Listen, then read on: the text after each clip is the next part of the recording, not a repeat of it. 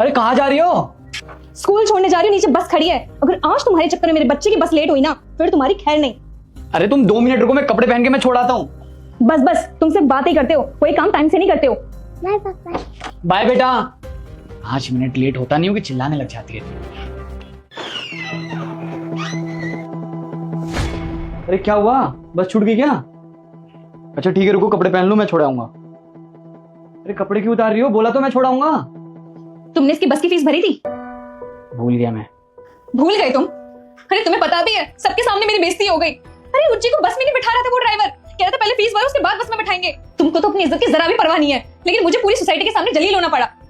वो मैं तुम्हें बताना भूल गया, इस महीने मेरी सैलरी नहीं आई। सोचा था परचेज कर लूंगा, लेकिन एडजस्ट ही नहीं हो पाया। अरे तो फिर साफ साफ बोल देते ना कि मैं नहीं कमा पा रहा, नहीं पढ़ा पा रहा अपने बच्चे को। अरे मैं कर लेती कोई जॉब, मैं पढ़ा लेती अपने बच्चे को। सुनो जी, तुझे अब सरकारी स्कूल में पढ़ना पड़ेगा, क्योंकि तेरे बाप की तो इतनी औकात नहीं है कि तुझे वो अच्छे स्कूल में पढ़ा सके। बस की फीस तो भरी नहीं जा रही इनसे, तुझे प्राइवेट स्कूल में पढ़ाएंगे ये। अरे तुम बच्चे के सामने कैसी बातें कर रही हो? वो क्या सोचेगा मेरे बारे में? क्यों ना बोलूं? अरे बच्चे को भी तो पता चलना चाहिए कि इसके पापा इसके लिए क्या कर सकते हैं और क्या नहीं। अरे हो जाती है यार दिक्कतें, सैलरी टाइम पे नहीं आती कभी कभी, और तुम नहीं समझोगी तो कौन समझेगा? और तुम मेरे बेटे के सामने मेरी बेइज्जती कर रही हो, क्या ये सही है? अरे रहने दो तुम, मुझे अच्छे से पता है ये सब बस तुम्हारे ड्रामे हैं। पैसे होते हुए भी बच्चे की फीस नहीं भरी जा रही। चलो जी, हमें नहीं बात करनी इनसे। ये लो, मेरी सैलरी आ गई। क्या बात है, तुम्हें सैलरी मिल गई?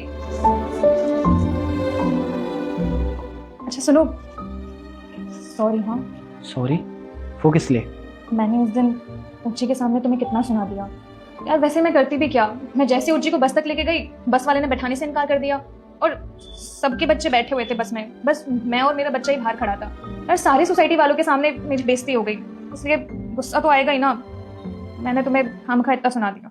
तो मैं हर परेशानी झेल सकती हूँ, लेकिन मैं नहीं चाहती कि मेरा बच्चा किसी भी परेशानी को झेले। अरे तो मैं चाहता हूँ क्या कि मेरा बच्चा ये सब झेले?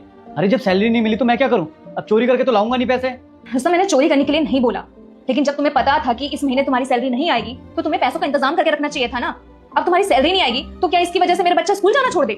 वही तो सुमन, तुम मुझे कभी नहीं समझोगी कि एक मर्द को क्या क्या झेलना पड़ता है। अरे तुम एक बच्चे के सामने उसके बाप को जलील कर रही थी, तो क्या सोचेगा कि एक बाप अपने बच्चे की अच्छे से परवरिश तक नहीं कर सकता।